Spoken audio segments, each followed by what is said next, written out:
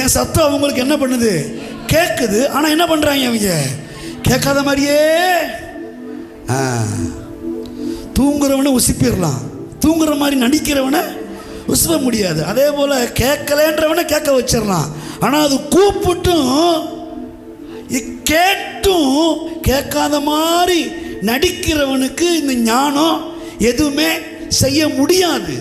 ஆனால் ஞானம் கூப்பிடும் போது நீங்கள் ஞானத்துக்கு செவி கொடுப்பீர்களானால் அதற்கான பலனை சொல்லுது.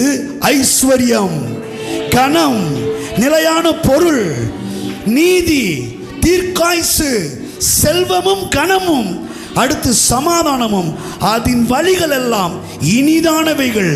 அதில் புரட்டி இல்லை, விபரீதம் இல்லை. கர்த்தர் ஞானத்தின் மூலமாய் கொடுக்கிற ஐஸ்வர்யத்துக்குள்ள புரட்டு கிடையாது, விபரீதம் கிடையாது, குறுக்கு வழி கிடையாது. அது நீதி